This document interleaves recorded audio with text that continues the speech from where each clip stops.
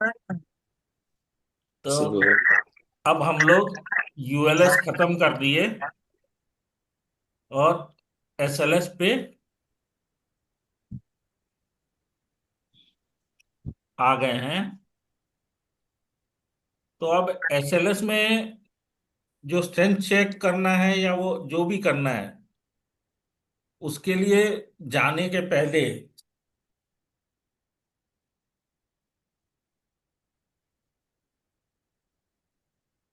एक चीज बहुत इंपॉर्टेंट है कि लोग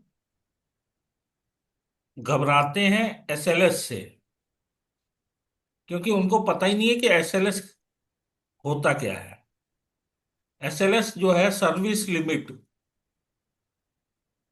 सर्विस में जो लिमिट होनी है उसको कोड डिफाइन करता है तीन पार्ट में। एक तो रेयर, एक क्वाजी और एक फ्रीक्वेंट। रेयर में हम लोग चेक करते हैं स्ट्रेस, हमारे कंक्रीट सील में क्या स्ट्रेसेस आ रहे हैं। हाँ। क्वाजी में चेक करते हैं क्रैक विड्थ। अच्छा, क्रैक विथ। ठीक है। और हाँ। फ्रीक्वेंट में चेक करते हैं डिफ्लेक्शन ऑफ द स्ट्रक्चर। अच्छा, स्ट्रेस। मतलब इसको ऐसे समझ गया। रे मतलब बहुत लोगों को यही नहीं मालूम होता है एसएलएस रेयर क्या है, क्वाजी क्या है, फ्रीक्वेंट क्या है। हम्म। तो याद रखने के लिए रेयर में आपको स्ट्रेस चेक करना है, क्वाजी में आपको क्रैक विड्थ चेक करना है, और फ्रीक्वेंट में आपको सिर्फ स्ट्रक्चर का डिफ्लेक्शन चेक करना है। ये तीन चेक सर्विस लिमिट के लिए हैं। ठीक है। S L S service limit और last S sir. Service limit stress, पता नहीं सर्विस लिमिट स्ट्रेस है कि क्या है, हम भी देख लेते हैं, कोर्ट से बहुत टाइम हो गया। एक minute. Ultimate limit stress ULS. तो सर्विस लिमिट स्ट्रेस होगा sir. Service limit state, stress नहीं हाँ है, स्टेट। स्टेट, हाँ हाँ स्टेट। वही, सर्विस लिमिट स्टेट। हम्म। तो ये तीन चीज चेक करने के लिए वो कोड कहता है कि आपको एसएलएस में, यूएलएस में अल्टीमेट लिमिट स्टेट हो गया और एसएलएस हम्म। में सर्विस लिमिट स्टेट हो गया। ठीक सर। तो यहाँ पे हमें तीन चीज चेक करनी है, रेयर में स्ट्रेस, क्वाजी में क्रैक विड्थ और फ्रीक्वेंट में डिफ्लेक्शन। तो अब पहले तो हमको स्ट्रेस जो एसएलएस में स्ट्रेस जो जनरेट हो रहा है वो कैलकुलेट करना पड़ेगा। स्ट्रेस का कोड ने बहुत क्लियर वो कहा है कि जो भी हमारी फोर्सेस हैं, बेंडिंग मूवमेंट या शियर फोर्स जो हमने निकाली है वो तो एक अलग चीज है, लेकिन डिफॉल्ट टेम्परेचर और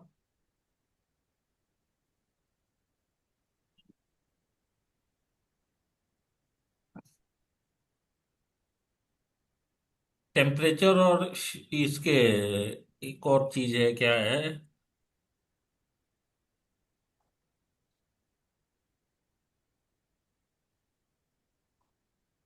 ये ड्यूरेबिल, मतलब वो ड्यूरेबिलिटी नहीं है, डिफरेंशियल श्रिंकेज, श्रिंकेज। टेम्परेचर और श्रिंकेज की वजह से क्या स्ट्रेस डेवलप हो रहे हैं, कोड ये कहता है कि इसको आपको चेक करना है। लेकिन इसमें एक चीज और है, अभी हम लोग को नहीं मालूम, क्योंकि जो यूरो कोड पहले यूज होता था डिजाइन हाँ। में, उसमें ये कह रखा था कि आपको टेम्परेचर चेक भी करना है और डिफरेंशियल श्रिंकेज भी करना है। हम्म। पर आईएस 112 क्या कहता है कि लॉन्गिट्यूडनल मेंबर्स के लिए आपको टेम्परेचर स्ट्रेस नहीं चेक करना है। अब क्योंकि हम लोगों ने वो कर रखा है,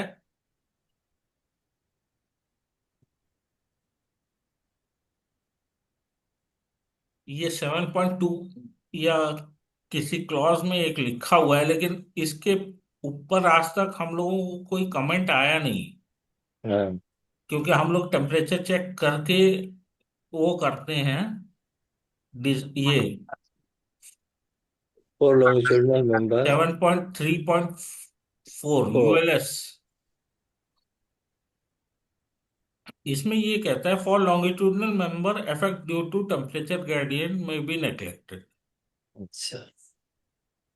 तो अब ये कितना वो है क्या है उसके ऊपर नहीं जाते हैं। और यहाँ पे हम लोग अपनी शीट पे आ जाते हैं।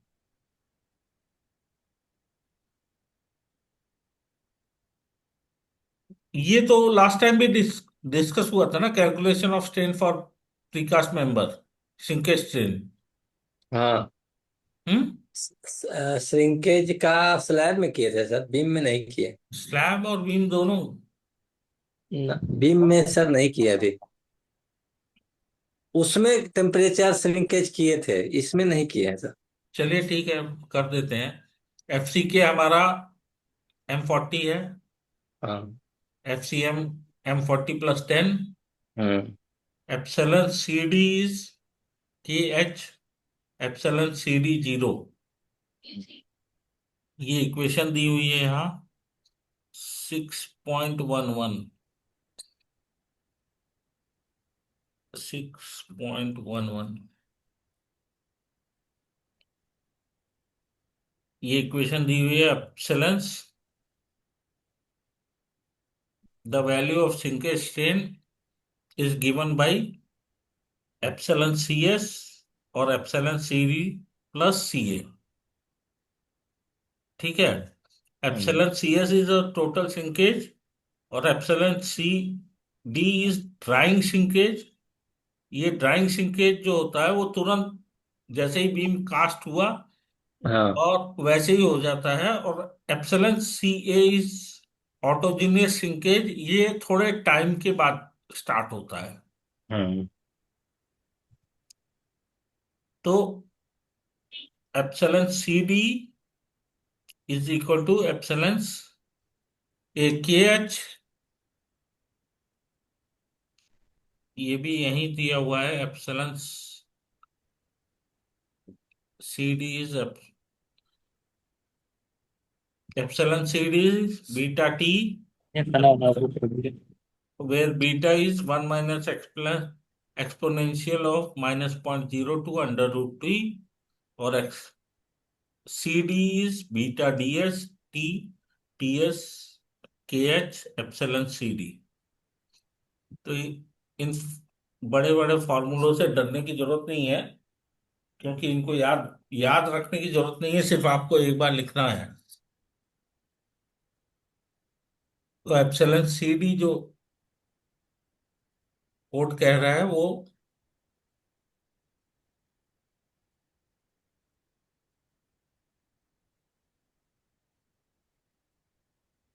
कहाँ चला गया फॉर्मूला।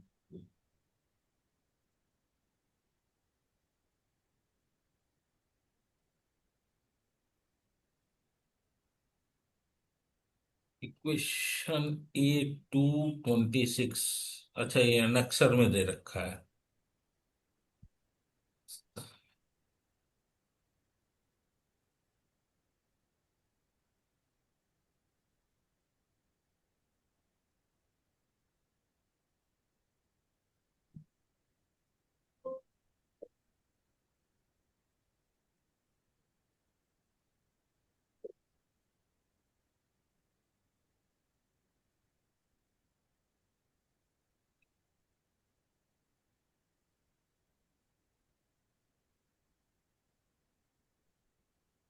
क्या हो रहा है भैया?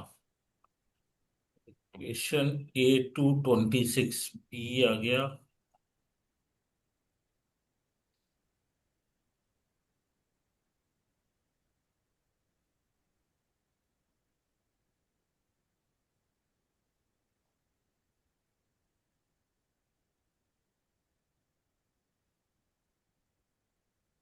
16 आ गई।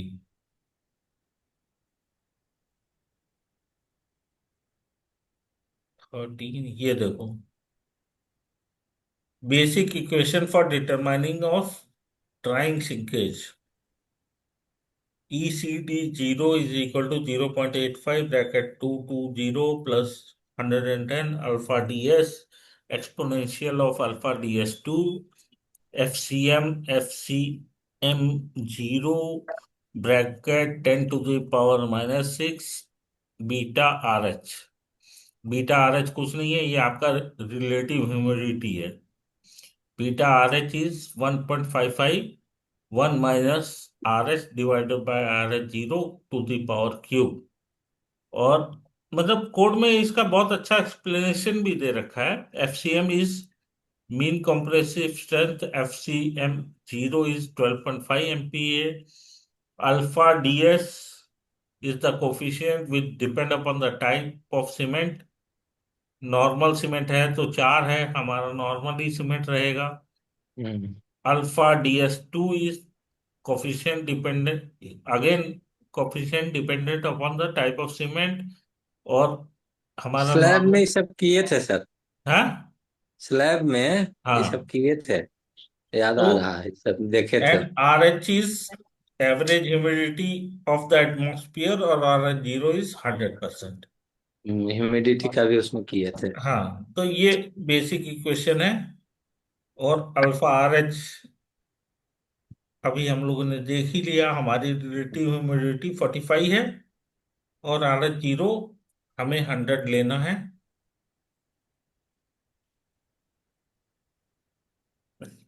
क्योंकि आर एच जीरो यहाँ पे कोड में ही लिखा है इज 100%। हम्म। तो बीटा एच हमारा है 1.55 1 minus R H divided by R H zero to the power 1.3। तो इसकी वैल्यू आती है, आप देखो ये 1.55 माइनस 1 माइनस आर एच हमारा 45, आर एच जीरो 100 है, और टू दी पावर 3 है। तो इसकी वैल्यू आई 1.44। अल्फा D1 D2 ये दोनों हम लोग वो कर चुके हैं। और यहाँ पे अल्फा D1 D2 हम लोगों ने यहाँ से निकाल लिया 4 और 0.12, ये जो ये यहाँ है। अब FCM 0, FCM 0 की वैल्यू, 12.5। हाँ 12.5 दी हाँ, हुई अभी तो है। देखे थे। हाँ। अभी तो देखे थे, हाँ सर, अभी तो देखे थे ऊपर। अब अल्फा CD 0, हम्म। अल्फा CD 0 क्या है हमारा? 0.85। ये जो ऊपर जो फॉर्मूला लिखा है, हम्म। 0.85 220 प्लस 112 अल्फा DS1। हम्म। अल्फा DS1 हमारा 4 है।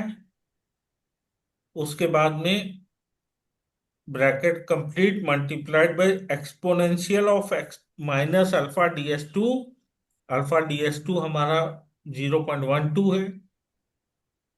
उसके बाद फिर एफ सी एम हमारा 50 है, डिवाइडेड बाय FCM 0। FCM 0 या ओ कह लो, ये 12.5 है। और उसके बाद 10 to the power -6 beta R H हमारा 1.41 है।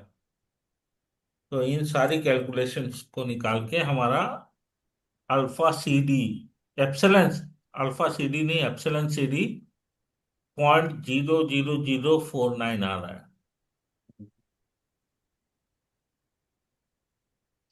ठीक है। हाँ। अब इसमें H0 भी निकालना है हमको।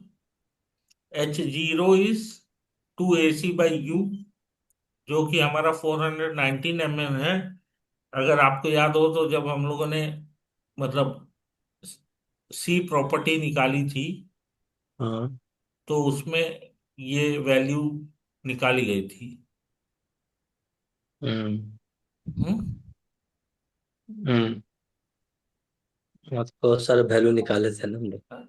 मतलब यहाँ पे 419।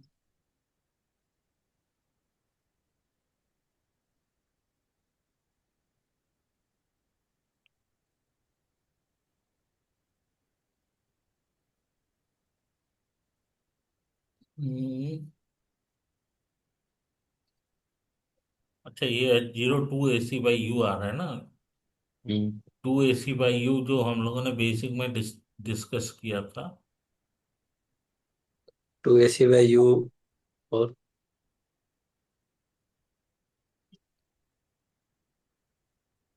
480 mm। हाँ, नहीं नहीं, 480 नहीं। 480 था सर अभी। एक मिनट, H0 2 AC/U, ये हम लोग किसके एक मिनट। लिए? विकास बीम। विकास बीम के लिए ये वैल्यू थी। हम्म, ये विकास बीम, ये है ना, विकास बीम के लिए फॉर इंस्टीट्यूट एक्सलैब 480। ये 480 तो डेस्क लैब के लिए थी। हाँ, डेस्क लैब में निकाले थे, वही मुझे सब याद आ रहा है ना। हाँ। उसमें पूरा डिटेल में किए थे सर। टर्म भी हम्म, वो एप्सिलॉन, अब ये सब हाँ वही पूरा कह रहे हैं कि आया ये था। 2 AC/U। ह्यूमिडिटी, श्रिंकेज, टेम्परेचर सब निकाले थे उसमें। 2 AC/U वहां वाला इसमें दिख रहा था 480। नहीं, 2 AC/U तो ये ऊपर है sir. Forecast institute desk lab आ रहा है ना। हाँ।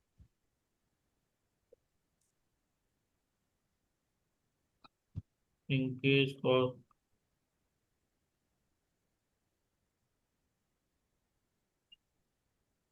विकास बीम के लिए 356 आ रहा है,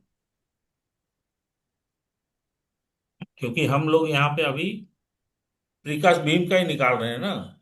हाँ, तो ये 356 आएगा। 356 है यहाँ। हाँ, तो विकास बीम के लिए 2 AC/U 356 है। हम्म। तो के एच हमको निकालना है। के एच के लिए यहाँ फॉर्मूला दिया हुआ है। फॉर्मूला नहीं दिया हुआ है, के एच के लिए बेसिकली टेबल दिया हुआ है कि आपको अगर के एच निकालना है तो कैसे निकाल सकते हैं।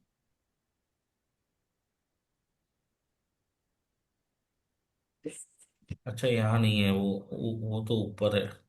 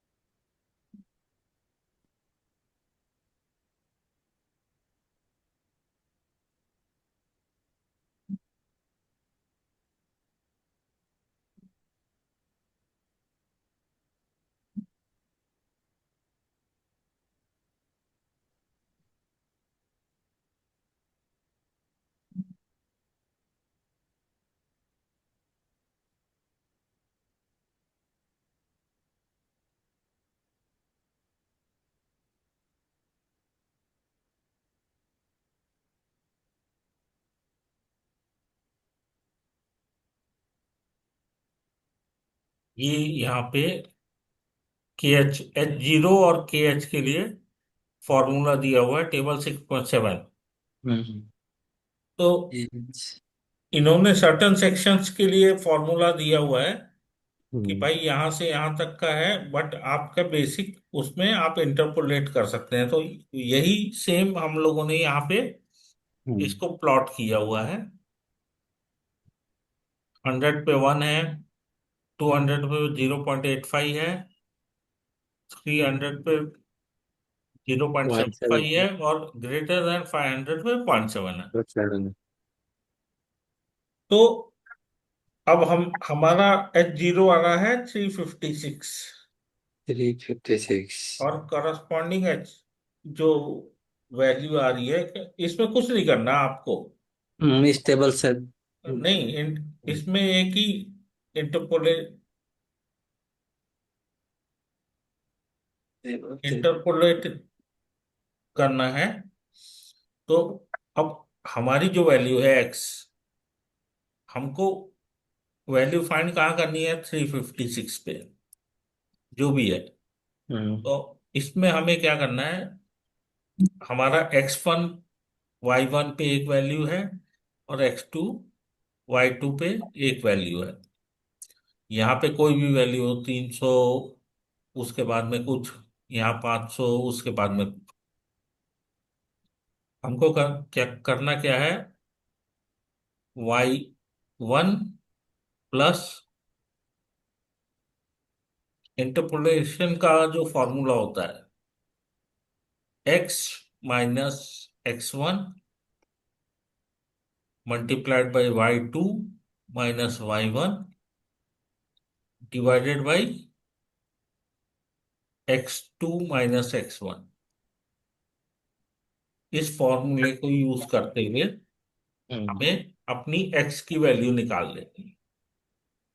सर इसमें एक मिनट, ऊपर x-x1 होगा या x2-x1? नहीं, x Y one minus X plus one है। एक्स एक्स तो हम माइनस निकाल एक्स तो हम निकाल रहे हैं ना सर।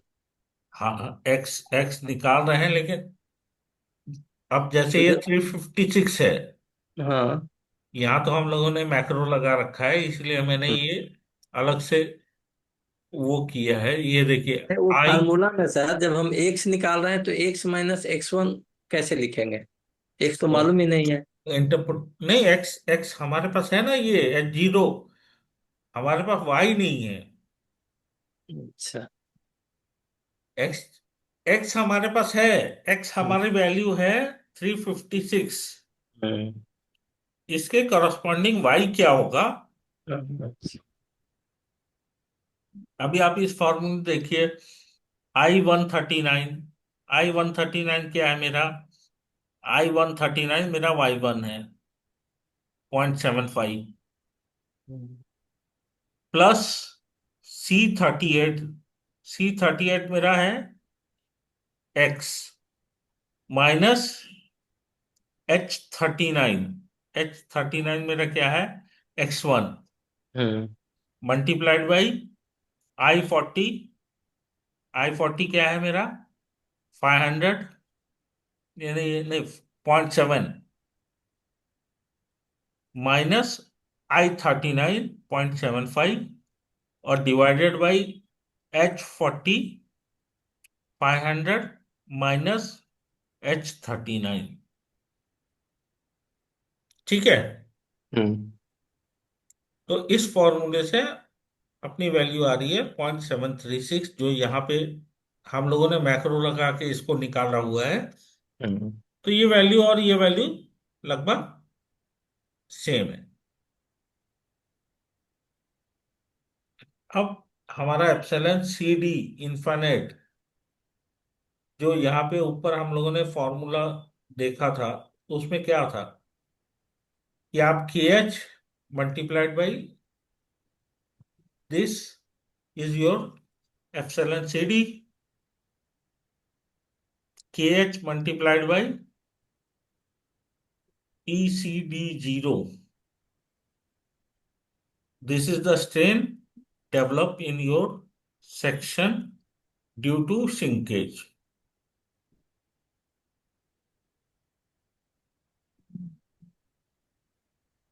ठीक है। हाँ। इतना स्ट्रेन आपके सेक्शन में डेवलप होगा ड्यू टू सिंकेज। अब hmm calculation of basic drying shrinkage strain for deck slab. अब डेक स्लैब हमारा M35 का था, तो FCM M45 हो गया।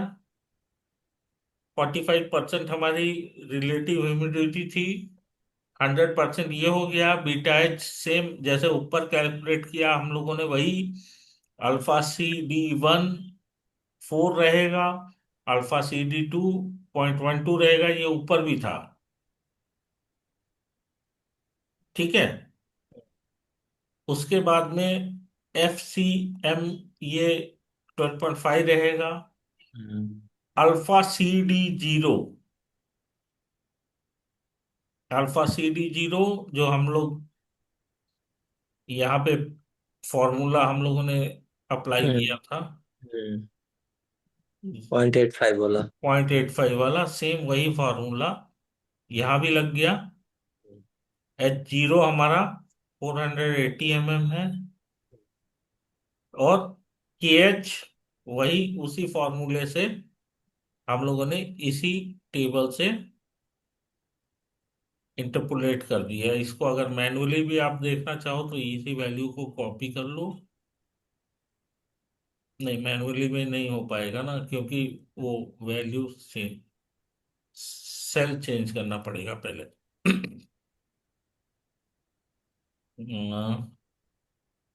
C38 -H39, इनको डॉलर लगाना पड़ेगा। ये सारी वैल्यूज डॉलर लगा दोगे तो यही फॉर्मूला वैलिड हो जाएगा। तो डॉलर साइन का इम्पोर्टेंस भी यहाँ 139, I39 क्या है, 356 प्लस C38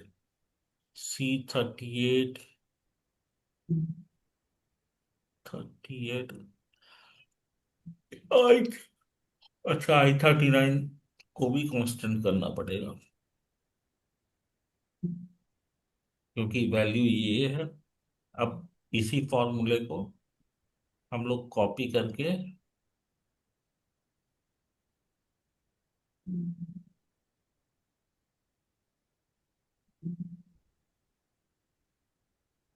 देखिए यहाँ पेस्ट कर देते हैं।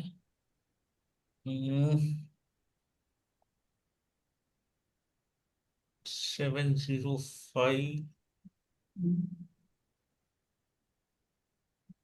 705 नहीं होगा, ये 480 होगा, तभी ये 7। ठीक है। अच्छा। तो इंटरपोलेशन कैसे करना है ये मेन है। अब देखिए हम्म यहाँ पे 705 आ गया, जीरो KH की वैल्यू, और अल्फा CD इन्फानेट फिर वही same, alpha CD0 multiplied by KH, same formula जो ऊपर यूज किया गया वही यहाँ। और final autogenous sinkage, final autogenous sinkage के लिए हमारे कोड में कुछ टेबल दिए हुए हैं। हम्म, ये autogenous shrinkage strain in concrete, autogenous shrinkage strain epsilon CD × 10⁻⁶ is equal to M30 के लिए, M35 के लिए, M45 के लिए। ये कोड में टेबल दिए हुए हैं, लेकिन ये टेबल जो बना है ना, ये हाँ बेसिकली बना है इस फॉर्मूले से, 2.0 FCK -12.5 × 10⁻⁶। ये फॉर्मूला आपको किसी IS कोड में नहीं मिलेगा। ये फॉर्मूला या तो आपको किसी के, अगर सुराना की किताब देखो या मेनन पिल्लई की किताब देखो तो हाँ। उसमें ये फॉर्मूला मिलेगा, या यूरोकोड 2 देखोगे तो उसमें हम्म ये फॉर्मूला मिलेगा कि भाई ये ऑटोजीनियस श्रिंकेज जो है ना, वो आप ऐसे कैलकुलेट कर सकते हैं। क्योंकि यहाँ पे कोड में कुछ नहीं लिखा। अब M35 और M45 के बीच, मान लो मेरा कंक्रीट M40 ग्रेड है। हाँ। अब या तो कोड में M35 दिया है या M45 हाँ। दिया है, या तो आप हम्म। इंटरपोलेट कर लो इनके बीच। हम्म। अगर इनके बीच इंटरपोलेट भी करो, M35 और M45 को अगर मैं प्लस कर दूं तो M80 हो जाएगा। और उसको मैं टू हाँ। से डिवाइड कर दूं तो हो सकता है M40 हो जाए। तो यहाँ हम्म। 45 + 65 110 होगा। 55 उस, हो जाएगा। उसको टू से मैं डिवाइड कर दूं तो ये 55 हो जाएगा। और आप यहाँ देखो, हमारा ये जो आ रहा है 5.5 (e⁻⁻5) आ रहा है।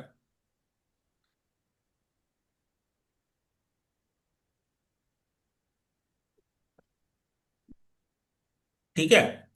हम्म। और M35 के लिए 4.5 आ रहा है, तो M35 का तो यहाँ इसने खुद ही दे रखा है कि ये 4.5 है। हम्म। ये समझ में आ रहा है? हाँ। आप इसमें एक चीज नहीं समझ रहे हैं। हम लोग इसको (e⁻⁻5) ले रहे हैं। हम्म। यहाँ तो 45 लिखा हुआ है। हाँ, ये M35 का है ना सर? तो M35 के लिए ही 45 लिखा है ना। हाँ। हम ले क्या रहे हैं? 4.5 (e⁻⁻5). 4.5 -5 ई। कोड क्या कहता है? Hmm. Epsilon CD × 10⁶ is equal to 4.5। अगर एप्सिलॉन 45, 4.5 नहीं 45, अगर हमको एप्सिलॉन CD लेना है तो ये 10⁶ मेरा यहाँ 45 /10⁶ आएगा। इसको हमने 4.5 × 10⁻⁻6 लिखा हुआ है। 4.5 या 45 सर? 4.5। यहाँ देखिए, ऑटोजीनियस श्रिंकेज स्ट्रेन (ε CD) × 10⁶। हाँ। यहाँ पे इसने (ε CD) को, या CA जो भी है, ऑटोजीनियस श्रिंकेज (ε CA) × 10⁶ इज 4.5। तो वही चीज हम लोगों ने epsilon CA multiplied by 10⁶ is 45। तो एप्सिलॉन CA क्या होगा? 445 डिवाइडेड बाई 10⁶। अब 10⁶ को कम करने के लिए हम लोगों ने क्या किया? 4.5 × 10⁻⁻6 -5। नहीं, -5, हाँ। यही मैं पूछ रहा था सर। क्योंकि एक हम वहां बढ़ा रहे हैं तो एक घट जाएगा ना इसका पावर। हाँ, आप ठीक। 4 × 10⁻⁻5। हाँ, आप सही हो गए सर। इसी के लिए पूछा था सर। ठीक है। हाँ सर। ये एक बहुत बढ़िया मतलब फंडा है। हम्म, इसका मल्टीप्लाई करके रखा है। बाकी निकालने का फॉर्मूला यही है, टू पॉइंट हम्म। जीरो एफ सी के 12.5 × 10⁻⁻6। और ये यूरो कोड में दिया हुआ है, इंडियन कोड में कहीं नहीं है। वो तो टेबल बना के दे दिए। हाँ, या तो आप सुराना की, या फॉरेन ऑथर जो है ब्रिज डिजाइन वाले, उनकी बुक आप पढ़ेंगे तब आपको पता उसमें चलेगा। होगा सर। जेई बॉवेल में होगा सर। नहीं, बोल्स जो है वो तो फाउंडेशन आपका दिया है। जियो टेक्निकल वाला है। हम्म। बॉल्स जो है ना, बॉल्स की बुक बहुत अच्छी है, but balls is for Jio technical. या तो आपको ये पिलई मैंने देखना पड़ेगा या सुराना देखनी पड़ेगी तब। तो ये कैसा है सर, रहना? रहना तो ठीक है, मतलब वो, बात बनाता है बड़ी। हाँ, वो नहीं कुछ मतलब कुछ से ठीक कुछ। है, बट जो अच्छी बुक है वो है पिल्लई मेनन की या सुराना की। अच्छा। उसमें मतलब रैना ब्रिज के ऊपर बहुत ज्यादा फोकस नहीं किए हैं, उनका अपना अलग वो रहा है।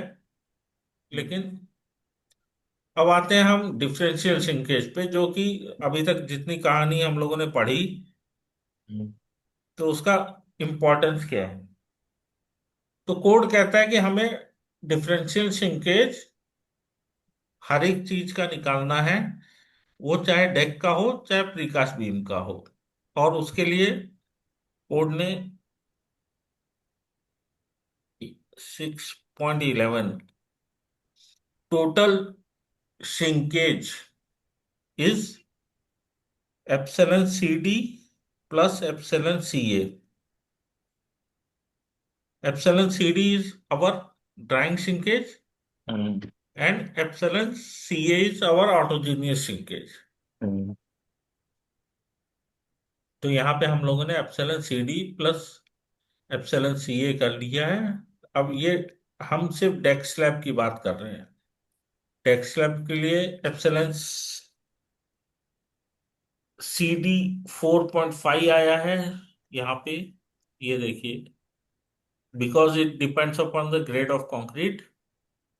और एप्सिलॉन सी डी आया है 0.0036, जो कि हमने ऊपर कैलकुलेट किया है 0.0036। ठीक है। ऐसे ही प्रीकास्ट बीम के लिए हमारा एप्सिलॉन सी ए आया है 5.5, जो कि हम लोगों ने यहाँ कैलकुलेट किया हुआ है 5.5 e⁻⁵। और epsilon C D for precast beam, ये भी 0.0036 ही आया है। ठीक है। हाँ।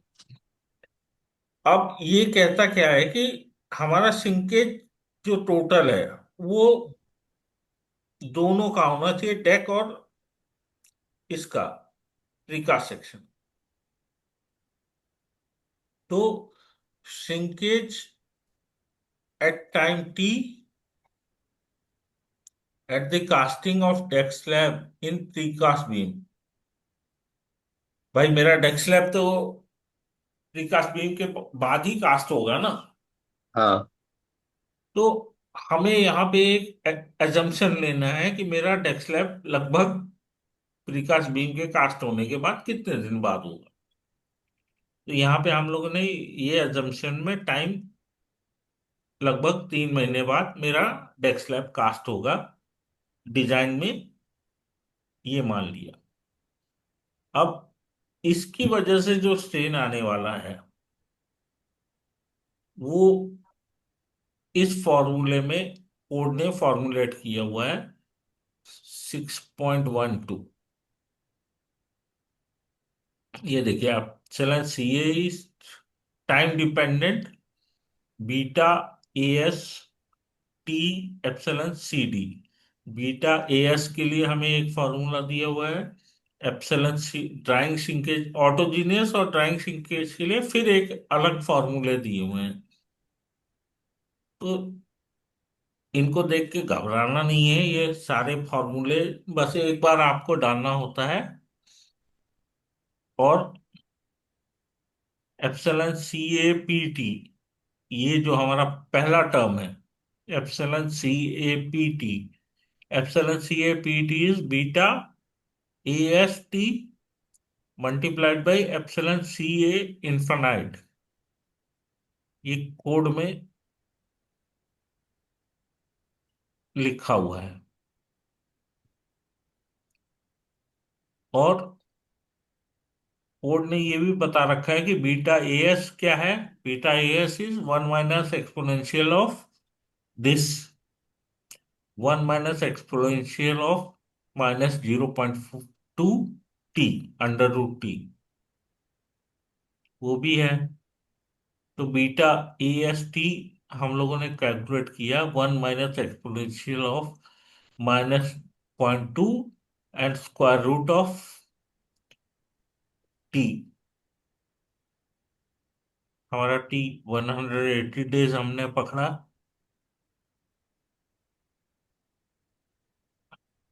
तो बीटा एस की वैल्यू हमारी आ गई 0.931। अब हमारा एप्सिलॉन सी ए क्या है? एप्सिलॉन सी ए बीटा इंटू एप्सिलॉन सी ए इनफाइनाइट। एप्सिलॉन सी ए हमारा आ गया 0.9, और एप्सिलॉन सी ए इनफाइनाइट जो हमने अभी पहले कैलकुलेट किया था 5.5 e⁻⁴ फॉर प्रीकास्ट बीम। ठीक है। हाँ। तो हमारा एप्सिलॉन सी ए प्रीकास्ट के लिए आ गया 5.5, 5.1। और सेम उसी तरह हमने अपना ये निकाल दिया एप्सिलॉन सी डी डेक के लिए। तो एप्सिलॉन सी डी 0.0049,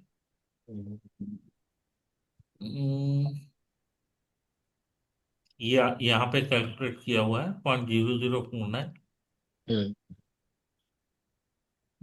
इसको भी मतलब वही है कि यहाँ से आप रिलेट करके ये वैल्यू लेके आते हैं। बीटा डी टी निकालना है। ये भी कोड में फॉर्मूला दिया हुआ है। बीटा डी टी और टी एस, टी प्लस 0.04 और इसकी एक्सप्लेनेशन नीचे दी हुई है। Is the age of concrete in the days time considered, and TS is the age of concrete in the days at the time of drying shrinkage. Normally, this is at the end of curing.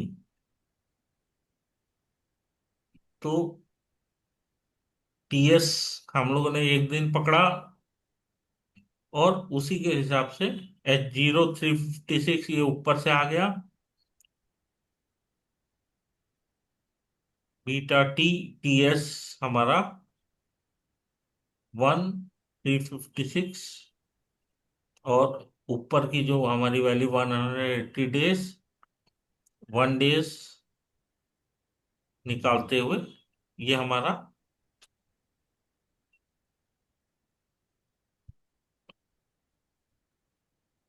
Value आ गया। Beta D T T S, T S हम लोगों ने 1 day पकड़ा, हाँ। और T S हमारा 180 days था, जो कि हम लोगों ने यहाँ एज्यूम किया था। हाँ, 180 लॉज। हम्म। तो बीटा की वैल्यू यहाँ से निकल गई। अब बीटा की वैल्यू निकल गई, तो के एच की वैल्यू तो सेम जैसे हम लोगों ने पीछे निकाला था। H0 हमारा 356 mm है, तो 356 mm के लिए हमारा के एच क्या होगा? इंटरपोलेट करके, और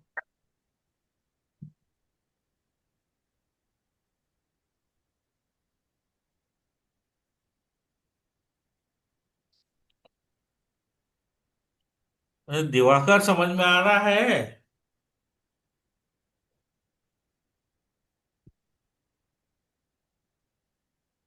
आपका जी का आवाज ही नहीं आ। हम्म। वही तो पूछ रहे हैं, इतना इतने मतलब फॉर्मूला और वो हो गए हैं। स्लैब में सर बताया था, इसलिए हमको तो समझ में आ रहा है, वहाँ किए थे ना, हाँ। टाइम हम सब निकाले थे, तो रिमाइंड हो गया। ये फार्मूला से वो फार्मूला, फिर ये। चलिए, अब थोड़ा सा बचा है, इसको कल किया जाएगा, और उसके साथ टेम्परेचर स्ट्रेसेस भी हम लोग लिया जाएगा। ठीक सर।